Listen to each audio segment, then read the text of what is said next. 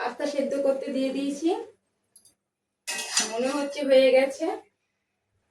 আর এখানে পাস্তার জন্য পেঁয়াজ নিয়েছি, রসুন কুচি, আর অল্প একটু সবজি নিয়েছি, আলু গাজর, যেটা দিয়ে করব ডিম, সাদা তেল দিয়ে করবো, সাদা তেল। আর সস না হলেই চলবে না পাস্তাতে, আর একটু সামান্য মশলা।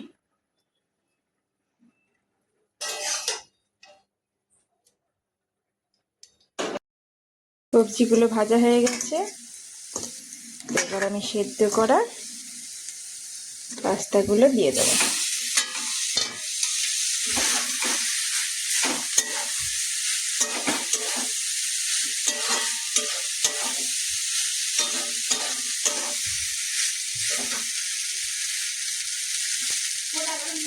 সঙ্গে একটু মশলা,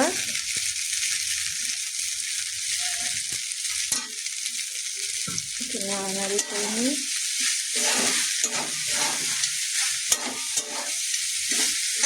সবজিতে হালকা নুন দিয়েছিলাম, তো সেদ্ধ করার সময় দিয়েছিলাম, তার সামান্য একটু লবণ দিয়ে দিলাম।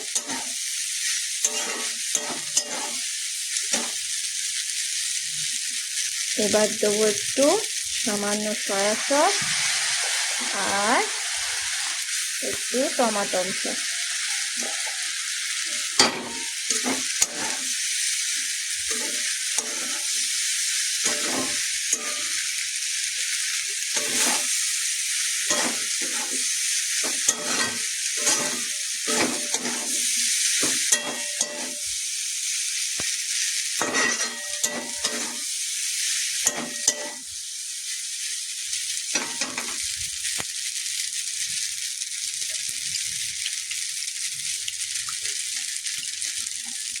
ওপর থেকে ছড়িয়ে দেবো একটু ভাজা ডিম।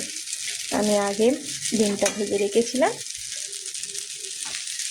ব্যাস, পাস্তা রেডি।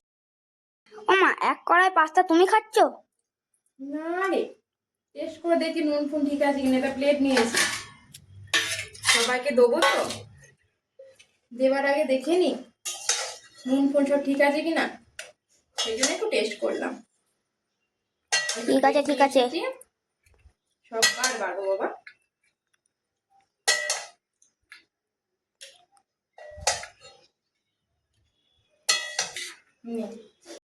মা ছেলেতে খেতে বসে পড়েছি।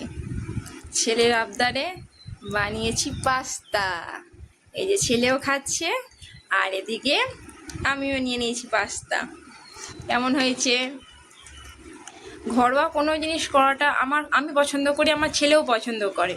সেই জন্য যতটা পারি ওকে ঘরের জিনিসটা তৈরি করিয়ে দেওয়ার চেষ্টা করি। বাইরে থেকে কেনাটা অত পছন্দ করে না।